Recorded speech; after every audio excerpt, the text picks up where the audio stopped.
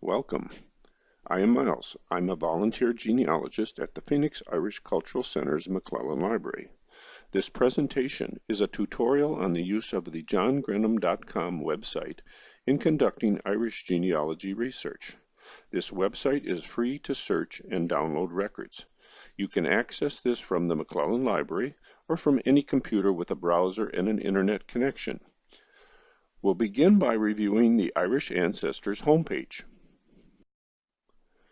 This is the John Grenham Irish Ancestors homepage. The toolbar across the top contains links to the site's function and various sources of information, and we will review each of them in turn. This site provides free access to numerous sources and data, but also offers access to additional information for a fee.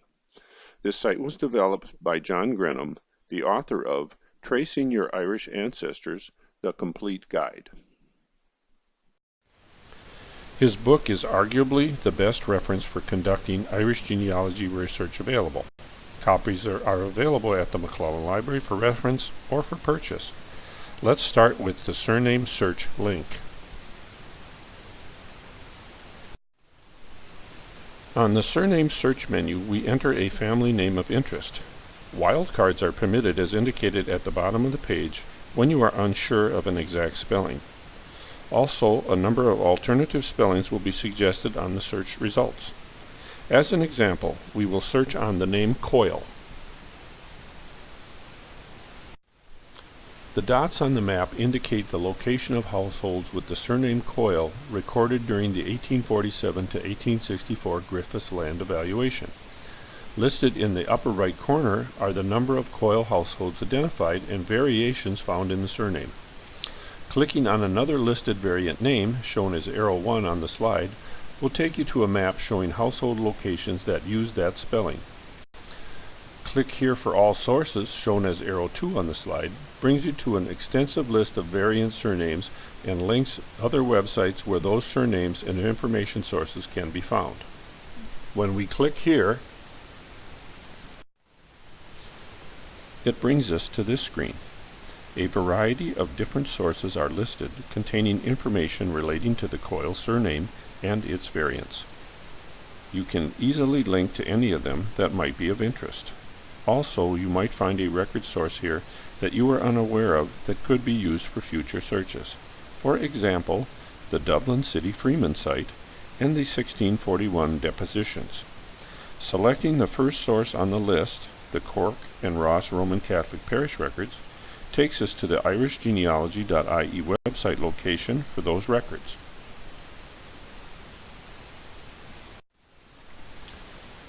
The irishgenealogy.ie search can then be fine-tuned to find an individual of interest, or you can return to the variant list and try other sources. Now, let's return to the surname search results page and continue our irishtimes.com review. A second surname can be added to the search at arrow 3. This will produce a list of counties where both the surnames were found. This would be helpful when looking for a couple who married in Ireland, since they would usually live close to each other, or when looking for names of sponsors on birth or marriage records along with your ancestors' names. Entering a second surname, Barrett, brings you to a list of counties where both surnames were recorded in the same parish during Griffiths valuation survey. Returning to the surname search results page, we now select the county surname map link at arrow 4. This leads us to a map where you can purchase access to additional links to parishes where the surname of interest was found during Griffiths valuation. The same information and more can be found at Ask About Ireland's Griffiths Valuation website at no charge. How to accomplish this will be covered in a separate tutorial.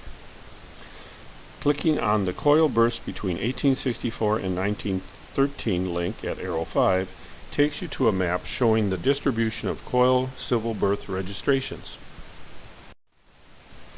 a sample of which is shown here on the right. The column in the center contains links by civil registration district, which in turn takes you to the irishgenealogy.ie civil registration search page. Selecting Boyle Registration District brings you to the records for 3 Coyle birth records at the irishgenealogy.ie website, as shown in the inset on the left. The Civil Registration Index listings on irishgenealogy.ie are incomplete, so it would be better to search for these records on Find My Past or Roots Ireland websites. Both those websites will be covered in detail in separate tutorials. Returning to the Surname Search Results page, the Surname History link, arrow 6, takes you to a brief description of the derivation of the indicated surname. As shown here for our Coyle surname example.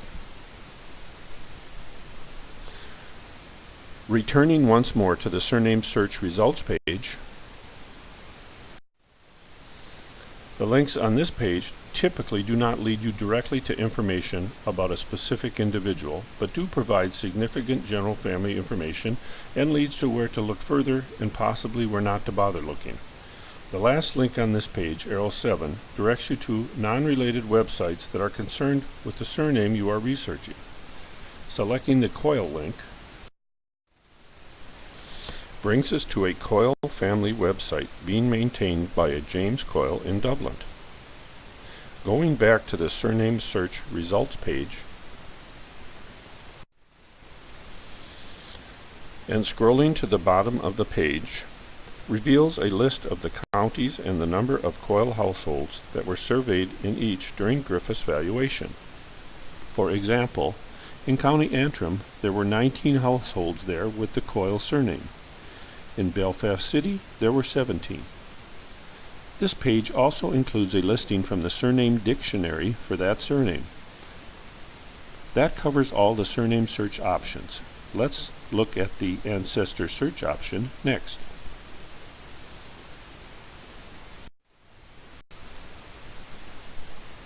Selecting the Ancestor Search tab on the home page takes you to a form requesting extensive details about the ancestor you are researching. Once you complete and submit the form, the system will quickly search the internet for possible sources of information about that individual. Let's try the Coyle family from Bridgecartron or Derry-Cashel in County Roscommon. The result is a generalized list of possible information sources as shown here. When you select an item, the information you receive will only contain a list of the sources, not the information in them or any specific records. Now, let's look at one of the more useful Irish Ancestors features, their Place Names link. Probably the most important piece of information to discover about an Irish ancestor is his or her place of origin and its associated parish, union, barony, registration district, and county. Knowing these locations is critical if you are to find all the available information about your ancestor. For an example, we will search for the townland of Bridgecartron or Derry-Cashel. That was the official townland designation, both names. The search shows this townland is in the County Roscommon, Ardcarn Civil Parish, and the Boyle Poor Law Union and Kedu Registrar's District. These are the major jurisdictions that the townland of Bridgecartron or Derry-Cashel falls into. Selecting the Registrar's District link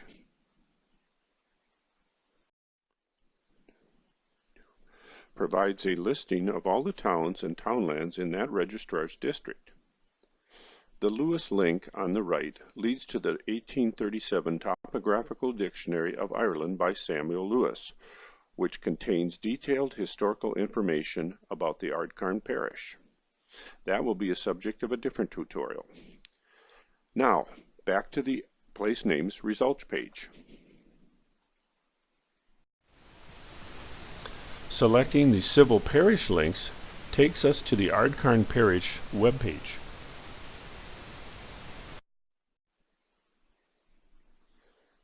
The Ardcarn Parish webpage contains a list of all the towns and townlands in this civil parish with links to some of their records. This information can also be found in John Grenham's book, in the chapter containing the specified county, parish, and townland, where lists are provided of microfilms and links to online records and corresponding websites. Included at the upper left at arrow 1 is a link to the irishtownlands.ie website, where you can view a current map of the area. Clicking on the townland name at arrow 2, in this case Bridge Cartron or Derrycashel, takes you to the place name section of Ask About Ireland's Griffiths Valuation website. There you will find a list of all the occupants of the townland you selected, along with links to their survey details. Ask About Ireland's Griffiths Valuation website is covered in detail in another tutorial.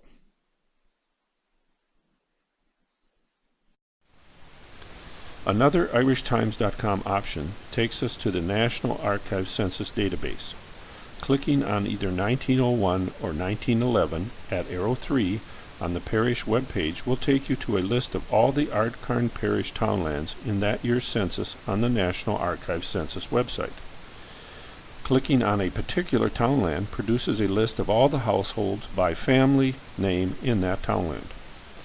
Clicking on a family name links you to each household's census records. The National Archives of Ireland website is covered in detail in another tutorial. This approach to finding the parish information requires that we know the town or townland's name and its correct spelling. If we do not know the townland's correct name or spelling, there's another approach we can take. Returning to the Place Names menu,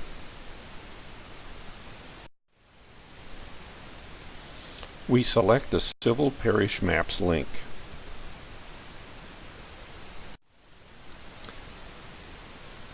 Ardcarn Parish falls in County Roscommon, so we select that county on the map. Which brings us to a map and listing of all the County Roscommon parishes. The map on the right shows all the civil parishes in the county with numbering relating to the table of parishes on the left. Selecting number 1, Ardcarn Parish, returns us to the Ardcarn Parish webpage. We can then search down the list of townlands to see if we can find the desired townland in its correct spelling. Returning to the Place Names menu,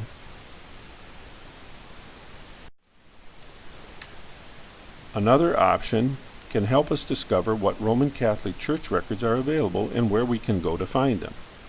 First, we select RC Parish Maps. Next, select County Roscommon, which brings us to a map of all the Roman Catholic parishes in County Roscommon. Select Cootehall Parish. And we get a list of the Roman Catholic baptism, marriage, and burial records that have been extracted from the church registers of Cootehall Parish. Not every record has been extracted from every parish, so some may still be held at the local parish level and not filmed or online. Entries in the Where column show where these records can be found. The National Library of Ireland site contains the original images of these records, which are searchable on its website at register.nli.ie.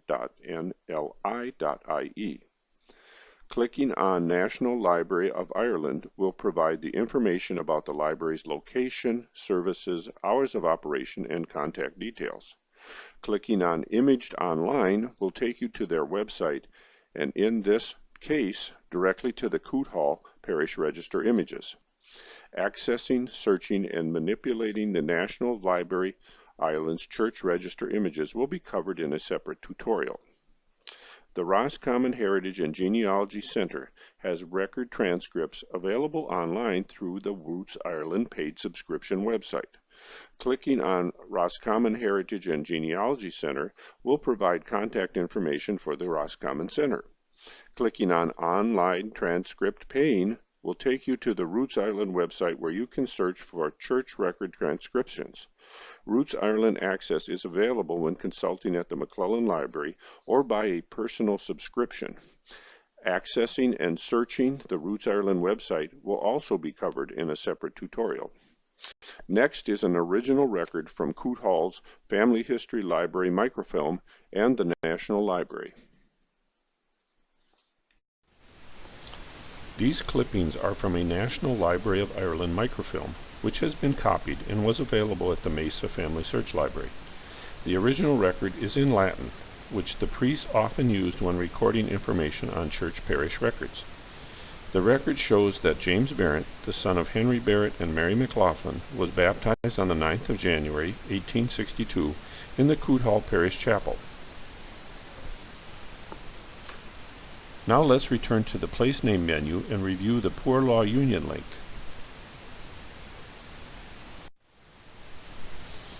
A poor law union's area often extends beyond the boundary of a single county. The poor law union areas also became the superintendent registrar's districts, so it is important to know what local jurisdictions are contained in each union or district. First, select Poor Law Union Maps. Poor law unions were established in 1838 to care for an expected 1% of Ireland's poor population. During the famine years, that figure rose to 4%. Each poor law union area contained a hospital and a workhouse. These areas also later served as superintendent registrar's districts for birth, marriage, and death registrations. Selecting Boyle Poor Law Union on the map provides a listing of each of the towns and townlands in the Boyle Poor Law Union and shows their county, civil parish, barony, and local registrar's district. The column on the right provides a listing of links to the General Registry Office birth, marriage, and death records for the poor law unions served by the Boyle Registrar's District. This page provides the dates available of vital records for specific poor law unions and their registrar's district. Clicking on the Roscommon Heritage and Genealogy Company online link takes you to the Roots Ireland login page. This will be covered in another tutorial. Clicking on the irishgenealogy.ie online link takes you to the irishgenealogy.ie search page, which will also be covered in another tutorial. These links will assist you in finding General Register Office records for any poor law union and registration district.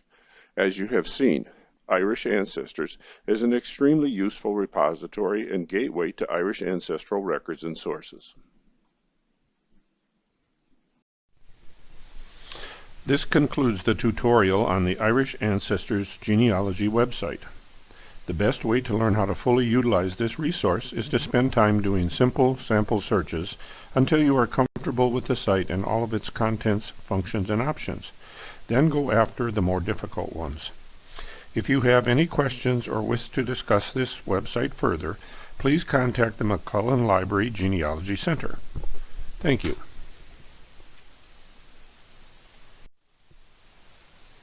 Please visit us soon at the McClelland Library.